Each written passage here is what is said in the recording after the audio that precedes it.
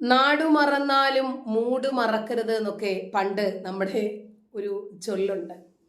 ചില ആളുകൾ ശ്രീനിവാസന്റെ ഒരു സിനിമ ഉണ്ടല്ലോ, നമ്മുടെ നാട്ടിൽ നിന്നും വിദേശത്തേക്കൊക്കെ പോയിട്ട് വന്നു കഴിഞ്ഞപ്പോൾ അമേരിക്ക ജംഗ്ഷൻ ആണെന്നൊക്കെ പറയുകയും, അതുപോലെ ഈ ഫോറസ്റ്റ് മുഴുവനും കാടാണല്ലോ അല്ലെ, ഇതെന്താണ്, അത് തെങ്ങിൽ കൊലയ്ക്കുന്ന മാങ്ങയാണ് എന്ന് പറയുന്നത് പോലെ നമ്മുടെ നാടിനെ കുറിച്ചൊക്കെ അവരങ്ങോട്ട് മറന്നു.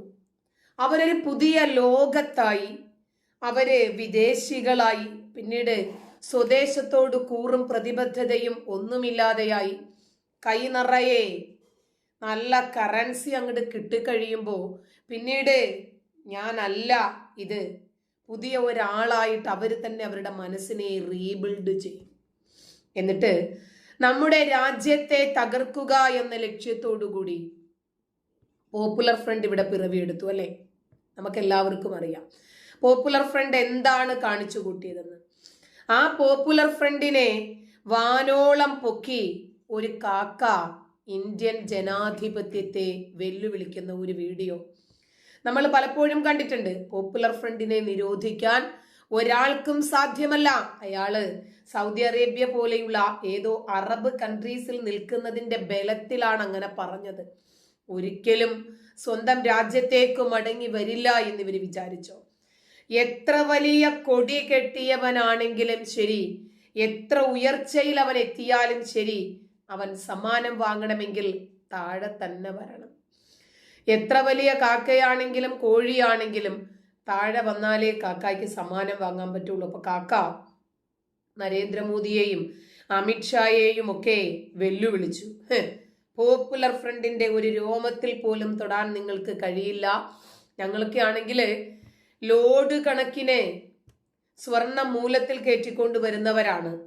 അങ്ങനെയുള്ള ഞങ്ങളുടെ മൂലത്തിൽ ഈർക്കിലിട്ട് ഇളക്കാൻ ഒരു സംഘിയും വരണ്ട, ഒരു മോദിയും വരണ്ട എന്നൊക്കെ ആ കാക്ക ഒക്കെ കണ്ണടച്ചു തുറക്കുന്ന വേഗത്തിൽ സ്വന്തം നാട്ടിലേക്ക് മടങ്ങിയെത്തുക.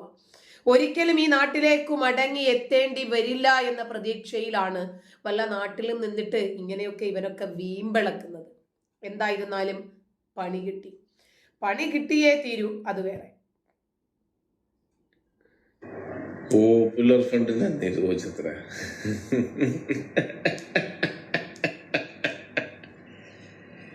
ഇത്രയൊക്കെ തലച്ചോറില്ലാത്ത ആൾക്കാരാണ് കേന്ദ്രത്തിലിരിക്കുന്നത്. പോപ്പുലർ ഫ്രണ്ട് എന്ന് പറഞ്ഞ ആ ഒരു വേർഡ് നിങ്ങൾക്ക് നിരോധിക്കാൻ പറ്റുള്ളൂ. അതിനുള്ളിൽ പ്രവർത്തിക്കുന്ന കുറച്ച് ചങ്ക് കുറച്ച് ആൾക്കാരുണ്ട്, അവരങ്ങ് നിരോധിക്കാൻ പറ്റുമോ? അത് ഈമാന്റെ പവർ എന്ന് പറഞ്ഞു കഴിഞ്ഞാൽ അത് വേറൊരു പവറാണ്. വല്ല കാര്യം ഉണ്ടാ നിങ്ങളിപ്പോ അത് നിരോധിച്ചു. നിങ്ങൾ പണ്ട് എൻ്റെ നിരോധിച്ചു, എന്നിട്ട് ഇപ്പൊ എന്തുണ്ടായി? എങ്ങനെയുണ്ട്? സംഖ്യകളെ കൂടി കിടന്നിട്ട് അർമാദിക്കാണ്. കഴിഞ്ഞ് എല്ലാം കഴിഞ്ഞ് ഇനി ഇവരെ ഒന്നും തൊടാൻ പറ്റില്ല, ഇനി ഇവരെ കൊണ്ട് ഒന്നും ചെയ്യാൻ പറ്റില്ല. അതെന്റെ പൊന്നു മക്കൾ, ആ പേര് മാത്രമേ നിരോധിച്ചിട്ടുള്ളൂ. അതിനുള്ളിൽ പ്രവർത്തിക്കുന്ന ടീമുകളുണ്ടല്ല, അവരൊക്കെ ജീവിച്ചിരിക്കുന്നുണ്ട്. അതും കൂടി ആലോചിച്ചോണ്ടി. എന്തായാലും ഇൻഷാ അല്ലാഹ് ബിദ്നില്ലാ അല്ലാഹ് നമുക്ക് കാണാൻ വച്ചാമാരെ പരിപാടി എന്താണുള്ളത്. നിങ്ങള് മറ്റേ നിയമം ഇതൊക്കെ നിങ്ങളെ കയ്യിൽ തന്നെ അല്ലേ, എല്ലാം നിങ്ങളെ കയ്യിലാണല്ല. അപ്പൊ നിങ്ങള് പല ഊടായ്പും കാര്യങ്ങളും ഞങ്ങൾക്ക് അറിയാം. ഇതൊക്കെ ഞങ്ങൾക്ക് കുറേ മുന്നേ, ഇപ്പോഴൊന്നല്ല, ഒരുപാട് മുന്നേ ഞങ്ങളെ റസൂലുള്ളാഹി സ്വല്ലല്ലാഹു അലൈഹി വസല്ലം ഇങ്ങോട്ട് പറഞ്ഞു തന്നിട്ടുണ്ട്. അതായത് ഒരു പ്ലേറ്റിൽ നിന്ന് ഭക്ഷണം കഴിക്കുന്ന പോലെ, ഒരു പ്ലേറ്റിൽ നിന്ന് ഒരുപാട് ആളുകൾ ഭക്ഷണം കഴിക്കുന്ന പോലെ എന്റെ ദീനിനെ ആക്രമിക്കപ്പെടുന്ന എന്റെ റസൂൽ പണ്ട് പറഞ്ഞിട്ടുണ്ട്. ഇതൊക്കെ ഞങ്ങൾ പണ്ടേ കേട്ടതാണ്. ദജ്ജാലിനെ കാത്തുക്കണം ഞങ്ങളെ ബേജാറാക്കുന്ന മുന്നേ. ദജ്ജാലിന്റെ പരിപാടി എന്താ അറിയാം, എനിക്ക് ഒരു കാലി ചവിട്ടിയിട്ട് വലിച്ചങ്ങോട്ട് ചെയ്യുന്നതല്ല. അതായത് ദീൻ ഇസ്ലാമില് പ്രവർത്തിക്കുന്ന വ്യക്തിനെ ഒരു കാലങ്ങ് ചവിട്ടിയിട്ട്, പച്ച മനുഷ്യനെ കാലങ്ങ് ചവിട്ട് വലിച്ചങ്ങ് ചീന്തലാണ് പരിപാടി. അപ്പൊ ഞങ്ങൾക്ക് ആ പേടിയില്ല. എന്തായാലും ഞാൻ മുസ്ലിം ലീഗ് പ്രവർത്തകനാണ്. എന്തായാലും പിന്നെ ഞാൻ ഈ വക കാര്യത്തിലൊക്കെ ഞാൻ SDPIക്ക് സപ്പോർട്ട്. ഈ സംഘളയും മറ്റേ വീട്ടിലെ പരിപാടികൾ സോറിട്ട തമ്മാർത്തനം പറഞ്ഞാൽ ഒന്നും വിചാരിക്കണ്ട. കാരണം യുവന്മാർക്ക് ഇങ്ങനത്തെ റീപ്ലൈ കൊടുക്കാൻ പറ്റുള്ളൂ. അപ്പൊ അതുകൊണ്ട് പറഞ്ഞാണ് ഇപ്പൊ നമ്മളൊന്നും മൂലത്തിനങ്ങള് ഗേക്കിലിട്ട് ഇളക്കാനൊന്നും നിങ്ങൾ ആരും വരാൻ നിൽക്കണ്ട. വന്നു കഴിഞ്ഞാൽ പൊന്നങ്ങട്ടെ ഈ പറഞ്ഞ ദജ്ജാലിന്റെ പരിപാടി നമ്മൾ അങ്ങോട്ട് ചെയ്യും. പോപ്പുലർ ഫ്രണ്ടിനെ നിരോധിച്ച നരേന്ദ്രമോദിയെയും ടീമിനെയും ഒരു കാലിൽ ചവിട്ടി മറ്റേ കാലിൽ വലിച്ചു കീറുന്ന പരിപാടി ഞങ്ങൾ അങ്ങോട്ട് ചെയ്യുമെന്ന്. ഇവര് വിചാരിച്ചത് എല്ലാ കാലവും ഇവര് സൗദി അറേബ്യ പോലെയുള്ള അറേബ്യൻ കൺട്രീസിൽ നിൽക്കുമെന്ന. ഒരിക്കലും പിറന്ന മണ്ണിലേക്ക് തിരിച്ചെത്തേണ്ടി വരില്ല എന്നാണ് ഇവര് ധരിച്ചത്. 2024 സെപ്റ്റംബറില് ഒമാന്റെ തൊഴിൽ മന്ത്രാലയം ചില തൊഴിൽ മേഖലകളില് പ്രവാസികൾക്ക് വിലക്ക് ഏർപ്പെടുത്തി ഒരു പട്ടിക പ്രഖ്യാപിച്ചിട്ടുണ്ടായിരുന്നു. അതായത് ഒമാനൈസേഷൻ ശക്തിപ്പെടുത്തുന്നതിന്റെ ഭാഗമായിട്ടായിരുന്നു ആ നീക്കമെന്ന് അവർ ഡിക്ലെയർ ചെയ്തു. ഇപ്പോ അവരുടെ രാജ്യത്തെ പൗരന്മാർക്കു മാത്രമായി പരിമിതപ്പെടുത്തിയിരിക്കുകയാണ് ചില തൊഴിലുകൾ. അതിന്റെ പട്ടിക വിപുലീകരിച്ചിരിക്കുകയാണ് എന്നറിയിക്കുകയാണ് ഒമാൻ മന്ത്രാലയം. ഉയർന്ന വൈദഗ്ധ്യം, സാങ്കേതിക, മാനേജേരിയയിലെ ഒക്കെയുള്ള തൊഴിലുകളിലെ അവസരങ്ങൾ ഇതൊക്കെ വർദ്ധിപ്പിക്കുന്നതിന് വേണ്ടിയാണ് പുതിയ പട്ടിക. അതായത് ഹോട്ടൽ റിസപ്ഷൻ മാനേജർമാർ, ലൈഫ് ഗാർഡുകൾ, ട്രാവൽ ഏജന്റുമാര്, റൂം സർവീസ്, അതുപോലെ സൂപ്പർവൈസർമാര്, ഗുണനിലവാര നിയന്ത്രണ മാനേജർമാര്, മാർക്കറ്റിംഗ് സ്പെഷ്യലിസ്റ്റുകള്, ലേബർ സൂപ്പർവൈസർമാര്, ലോഡിങ് അൺലോഡിങ് സൂപ്പർവൈസർമാർ എന്നിവരുൾപ്പെടെയുള്ള മാനേജീരിയയിൽ ടെക്നിക്കൽ സൂപ്പർവൈസറി ജോലികൾ, ഡ്രില്ലിംഗ് ഫ്ലൂയിഡ് എഞ്ചിനീയർമാര്, ഡ്രില്ലിംഗ് ഓഫീസർമാർ തുടങ്ങി വിവിധ രാജ്യങ്ങളിലെ ആളുകൾ ഈ അറേബ്യൻ കൺട്രികളിൽ ചെയ്യുന്ന ജോലികളൊക്കെ ഇനിയും സ്വദേശിവൽക്കരണമാണ് അവർ ചെയ്തോളൂ. 2025 ജനുവരി 1 മുതലാണ് ഇത് നടപ്പിലാക്കിയതെങ്കിലും ഏതാണ്ട് ഓഗസ്റ്റ് 1 ഇത് പ്രാബല്യത്തിൽ വരുന്നത്. സിസ്റ്റം അനലിസ്റ്റ്, അതായത് ജനറൽ ഇൻഫർമേഷൻ സിസ്റ്റംസ് നെറ്റ്വർക്ക് സ്പെഷ്യലിസ്റ്റുകളൊക്കെ ഉണ്ട്. മറൈൻ കൺട്രോളർ, കപ്പൽ movement controller, computer maintenance technician. 2026 ജനുവരി 1 മുതൽ നടപ്പിലാക്കാൻ പോകുന്ന പുതിയ പദ്ധതികളും ഇപ്പോൾ ഒമാൻ മന്ത്രാലയം പുറപ്പെടുവിച്ചിട്ടുണ്ട്. കമ്പ്യൂട്ടർ പ്രോഗ്രാമേഴ്സ്, കമ്പ്യൂട്ടർ എഞ്ചിനീയർമാര്, അതുപോലെ കമ്പ്യൂട്ടർ ഓപ്പറേറ്റർമാർ, ആ മേഖലയിലെ എല്ലാം ഇനി മുതൽ സ്വദേശിവൽക്കരണമാണ്. 2027 ജനുവരി 1 മുതൽ നടപ്പിലാക്കുന്ന വെബ്സൈറ്റ് ഡിസൈനേഴ്സ്, ഓപ്പറേഷൻ അനലിസ്റ്റ്, ഇതുമെല്ലാം 1988 ആദ്യമായിട്ട് ഒമാനൈസേഷൻ ആരംഭിക്കുന്നത്. പൊതു സ്വകാര്യ മേഖലകളിലെ വിദേശ തൊഴിലാളികളെ മാറ്റി പരിശീലനം ലഭിച്ച ഒമാൻ പൗരന്മാരെ നിയമിക്കുന്നതിനും പൗരന്മാർക്കിടയിലെ തൊഴിലില്ലായ്മ കുറയ്ക്കുന്നതിനും വേണ്ടിയാണ് ഇതൊക്കെ നടപ്പിലാക്കുന്നത്.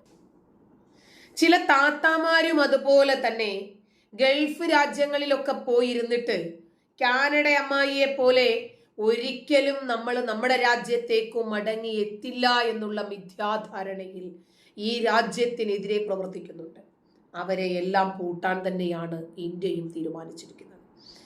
പ്രത്യേകിച്ച് Saudi Arabia, Qatar, Oman, Kuwait, Dubai പോലെയുള്ള രാജ്യങ്ങളുമായി ഇന്ത്യക്ക് ഒരുപാട് കരാറുകളും വാണിജ്യ വ്യവസായ ബന്ധങ്ങളുമുണ്ട്. ഒരുപാട് കരാറുകൾ 2025 പുതുക്കിയെടുക്കുന്നുണ്ട്. പല രാജ്യങ്ങളുമായും കരാർ ഇല്ലാത്തത് കൊണ്ട് അനുഭവിക്കുന്ന പ്രയാസങ്ങൾ ദൂരീകരിക്കാൻ അതിനും ആലോചിക്കുന്നുണ്ട്. കാരണം ഇപ്പൊ യമനി പൗരനായിട്ടുള്ള തലാൽ അബ്ദുൽ മഹ്ദിയെ ഇന്ത്യക്കാരിയായിട്ടുള്ള കേരളക്കാരി മലയാളി നിമിഷ പ്രിയ 110 കഷ്ണങ്ങളാക്കി കൊന്നതിനെ തുടർന്ന് ഈ രാജ്യത്തിന് യമനിൽ ഇടപെടാൻ പോലും സാധിക്കാത്ത സാഹചര്യം ഉണ്ടായത് യാതൊരു വിധമായ കരാറുകളും ബന്ധങ്ങളും യമനുമായി ഇന്ത്യക്ക് ഇല്ലാതിരുന്നതാണ്. ഇനി അങ്ങനത്തെ ഒരു സ്ഥിതിവിശേഷം ഇന്ത്യക്കാർക്ക് ഉണ്ടാകരുത് എന്നുള്ളത് കൊണ്ട് അതുകൂടി പരിഹരിക്കാനാണ് നരേന്ദ്രമോദി തീരുമാനിച്ചിട്ടുള്ളത്.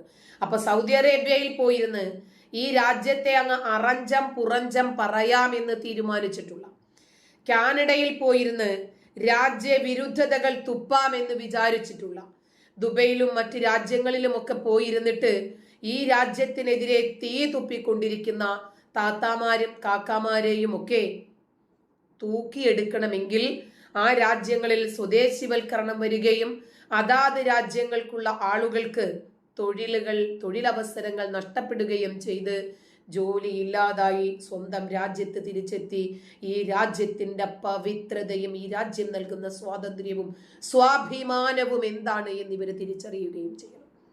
അത് തിരിച്ചറിയിക്കാനാണ് ഈ രാജ്യം തീരുമാനിച്ചിട്ടുള്ളത്. എന്തിനേറെ പറയുന്നു, നമ്മുടെ കലാലയങ്ങളിലെ കുട്ടികൾക്കിടയിൽ പോലും വിദ്വേഷം കലർത്തിവിട്ട് അവരെ കൊണ്ട് പോലും ഈ രാജ്യത്തിനെതിരെ മുദ്രാവാക്യം വിളിപ്പിക്കുകയും പ്രസംഗിപ്പിക്കുകയും നരേന്ദ്രമോദിയെയും അമിത്ഷായെയും വെല്ലുവിളിക്കുകയും വരെ ചെയ്യുന്ന രൂപത്തിലേക്ക് എത്തിച്ചേർന്നിട്ടുണ്ട്. കലാലയത്തിൽ ഒരു താത്ത നരേന്ദ്രമോദി, അമിത്ഷാ, നിങ്ങൾക്കിനിയും പുറകോട്ട് പോകാൻ ഇടമില്ല എന്നൊക്കെ പറഞ്ഞിട്ട് ഒരു കൊച്ച് ഭയങ്കരമായിട്ട് ചലഞ്ച് ചെയ്ത് വന്നിട്ടില്ല. അതിന്റെ വോയിസ് കേൾക്കുമ്പോൾ തന്നെ ഒരു തരം അരോചകം. എന്തായാലും ഞാനത് കേൾപ്പിച്ചു തരാം ഒന്നും കൂടി. അവളൊക്കെ പൊടിയും തട്ടി നമ്മുടെ നാട്ടിൽ വരും. ആദ്യം തന്നെ അറസ്റ്റുകളും ഒക്കെ അവൾക്കെതിരെയുള്ള എല്ലാ നിയമ നടപടികളും സ്വീകരിച്ചിട്ടുണ്ട്. നമ്മുടെ രാജ്യത്ത് രാജ്യവിരുദ്ധതകൾ ചെയ്തിട്ട് മറ്റ് രാജ്യത്തേക്ക് രക്ഷപ്പെടാൻ പോയാൽ അവിടെ എത്തി രക്ഷപ്പെടുമെന്നാണോ ഇവരൊക്കെ ധരിച്ചിരിക്കുന്നത്? രക്ഷയില്ല. എവിടെ പോയാലും ശരി സമ്മാനം വാങ്ങാൻ തറയിൽ തന്നെ വരണ്ടേ? പേടിപ്പിക്കണം. അവര് നമ്മളെയല്ല ഇനി പേടിപ്പിക്കേണ്ടത്. മോഡി അമിത്ഷാ പറഞ്ഞല്ലോ 1 ഇഞ്ച് പോലും പിന്നോട്ടില്ല. ഞാൻ അവസാനിപ്പിച്ചുകൊണ്ട് പറയാണ്, മോദി ആ പറഞ്ഞ ഇഞ്ചുണ്ടല്ലോ, അമിത്ഷാ നിങ്ങളെ നിൽക്കുന്ന ഇഞ്ചുണ്ടല്ലോ, അത് നിങ്ങളുടെ അവസാനത്തെ ഇഞ്ചാണെന്ന് ഞാൻ കൊല്ലത്തിനെ നിർത്തി വെച്ചോണ്ട് പറയാണ്. ഇതിന്റെ പിന്നിലേക്ക് പോകാൻ നിങ്ങൾക്ക് ഇടമില്ല, നിങ്ങൾ വീണ് പോകും, സൂക്ഷിച്ചു എന്ന് അമിത്ഷായെ മോദിയെ നമ്മൾ ഒരു മുദ്രാവാക്യം വിളിച്ച് അവസാനിപ്പിക്കുകയാണ്. ഇസ്ലാമോഫോബിക് ആവാൻ, മുസ്ലിം വിരുദ്ധമാവാൻ ഇവിടുത്തെ സർക്കാരിന് പറ്റുമെങ്കിൽ അതേ മുദ്രാവാക്യമാണ് അവർക്കെതിരെ വിളിക്കേണ്ടത്, അല്ലേ? ആസാദി മുദ്രാവാക്യം വിളിക്കുന്നതിൽ പ്രശ്നമൊന്നുമില്ല. പക്ഷെ ഞങ്ങൾക്ക് ചെറിയൊരു കാര്യം കൂടി പറഞ്ഞു തരികയാണ്. എന്റെ ഒരു അനുഭവത്തിൽ നിന്ന് എന്റെ ഒരു ഫ്രണ്ട് മുദ്രാവാക്യം വിളിക്കുന്നതിന്റെ ഇടയിൽ ആസാദി വിളിച്ചു. എല്ലാവരും ഏറ്റു വിളിച്ചു, ഞങ്ങളും വിളിച്ചു, ഞാനും വിളിക്കാറുണ്ട്. പക്ഷെ അതിനിടയിൽ അവളോടൊരു ഇടതുപക്ഷ ചിന്താഗതിക്കാരി ഒന്ന് നിർത്താൻ പറഞ്ഞു. നീ ആ മുദ്രാവാക്യം വിളിക്കല്ലേ എന്ന് പറഞ്ഞു. ഞങ്ങളൊക്കെ അത്ഭുതപ്പെട്ടു പോയി. കന്യാകുമാരി ജനകീയമാക്കിയ ഒരു മുദ്രാവാക്യത്തെ എന്തിനാണ് ലെഫ്റ്റ് ലിബറൽ സുഹൃത്ത് നിർത്താൻ പറഞ്ഞത്? ആസാദി അവരുടെ മുദ്രാവാക്യല്ലേ, എന്തിനാ നിർത്താൻ പറഞ്ഞത്? പിന്നെയാണ് ഞാൻ ശ്രദ്ധിച്ചത്, കശ്മീർ മാങ്കേ എന്നായിരുന്നു എന്റെ സുഹൃത്ത് പറഞ്ഞത്. അപ്പൊ അവളോട് ആസാദി നിർത്താൻ പറഞ്ഞു. കാരണം ആ ആസാദിക്ക് പ്രശ്നമുണ്ട്. കശ്മീരിൽ നിങ്ങൾ ആസാദി എന്ന് ചോദിച്ചാൽ നിങ്ങൾ അപ്പം എടുത്തോണ്ടു. ഇവിടെ നിങ്ങൾ ആസാദി എന്ന് വിളിച്ചാൽ ഒന്നും ചെയ്യില്ല. നിങ്ങളൊന്ന് ആലോചിക്കണം, RSSനെതിരെ ഇരിക്കുന്ന സമരത്തിൽ അവരെ അസ്വസ്ഥപ്പെടുത്താൻ വേണ്ടി തെരുവിലേക്ക് ഇറങ്ങിയ നിങ്ങളുടെ മുദ്രാവാക്യം അവരെ അസ്വസ്ഥപ്പെടുത്തുന്നില്ലെങ്കിൽ പിന്നെ എന്തിനാണ് ആ മുദ്രാവാക്യങ്ങൾ? ആലോചിക്കണ്ടേ? അതുകൊണ്ട് ഞാൻ ഇസ്ലാമോഫോബിയെ വിളിക്കുക, ഏറ്റുവിളിക്കണം. അമിത്ഷാ തേരെ നാം, അമിത്ഷാ നിങ്ങളുടെ പേര് ഇസ്ലാമോഫോബിയ എന്നാണ്. ചെപ്പല ലിക്കർ, ചെപ്പല നക്കികളെ, നിങ്ങളുടെ പേര് ഇസ്ലാമോഫോബിയ എന്നാണ്. വിളിക്കില്ലേ? അമിത്ഷാ തേരെ നാം,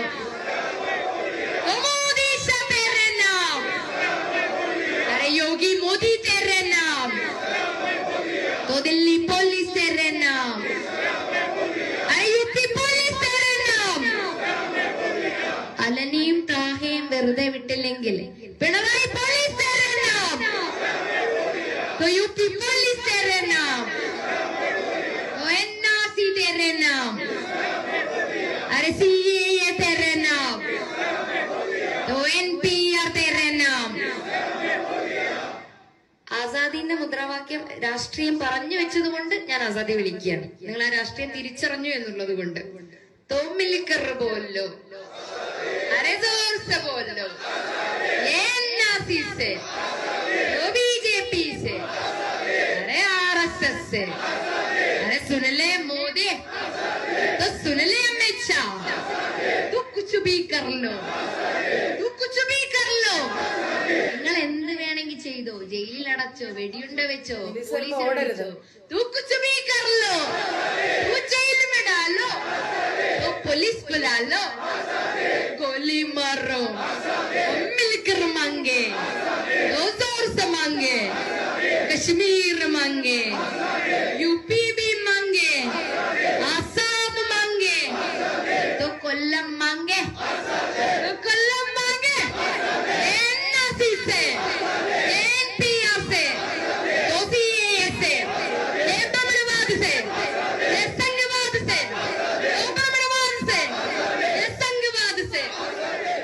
ഇസ്ലാം ഇന്തിഫാദ ഇൻകലാബ്.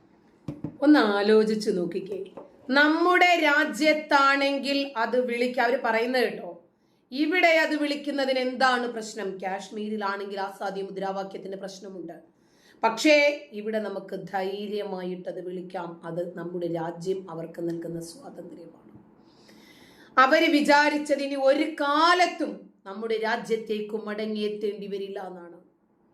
അക്കരെ പച്ച കാണുമ്പോൾ അക്കരെ പച്ചയുടെ മരുപ്പച്ച തേടി, ശരി, അത് തന്നെയാണ് ലോകമെന്ന് ചിന്തിച്ചിട്ടുണ്ടെങ്കിൽ കാനഡ അമ്മായിമാരാണെങ്കിലും, ഇനി അതല്ല ഇതുപോലത്തെ ലവളുമാരാണെങ്കിലും, കിലോ കണക്കിന് സ്വർണം കയറ്റുന്ന മൂലത്തിൽ ഈർക്കിലിട്ട് ഇളക്കല്ലേ എന്ന് പറഞ്ഞ കാക്കമാരാണെങ്കിലും ശരി, തീഹാർ ജയിൽ ഒരുങ്ങിയിട്ടുണ്ട് നിനക്കൊക്കെ. നന്ദി.